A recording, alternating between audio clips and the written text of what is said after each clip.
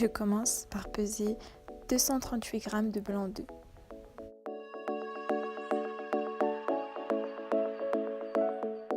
Pèse ensuite le double de cette quantité en sucre en poudre.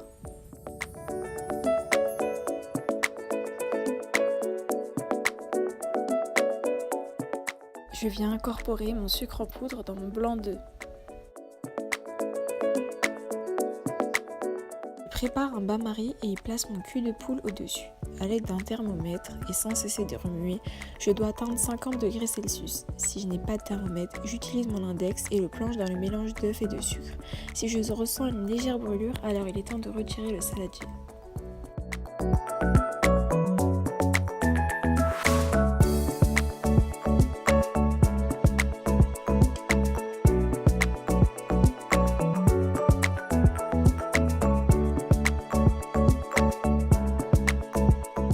J'ajoute quelques gouttes d'arôme de vanille. Cette étape reste facultative.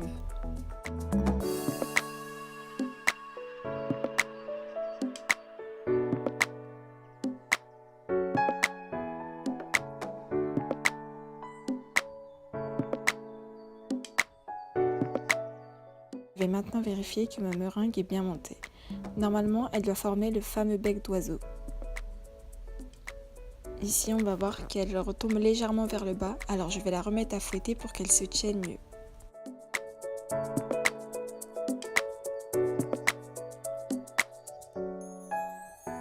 Voici comment elle doit se présenter. La meringue est prête. Je vais maintenant vous montrer comment procéder à une meringue multicolore, bicolore ou encore tricolore. Il vous suffira de répéter cette étape autant de fois que de couleurs dont vous avez besoin.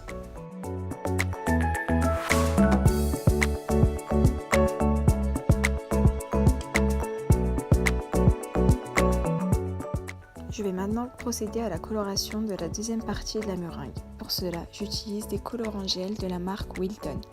Je vous conseille vraiment d'utiliser des colorants gel plutôt que des colorants en poudre ou liquide qui risquent d'altérer la qualité de votre meringue, et à l'aide du gel, vous aurez vraiment un rendu très homogène.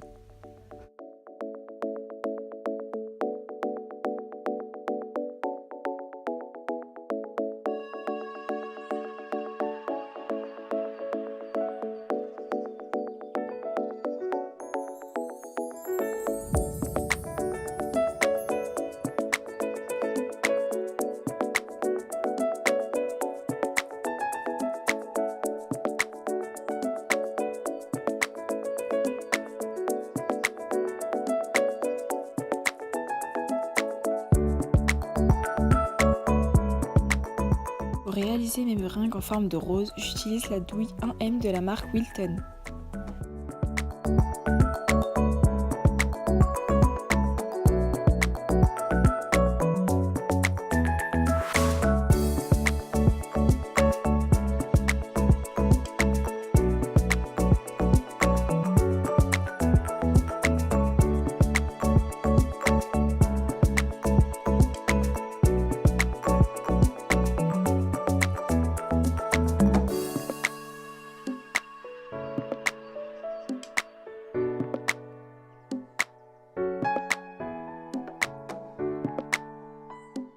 Je viens coller ma feuille sur ma plaque de cuisson à l'aide de tout petites pointes de meringue directement sur la plaque.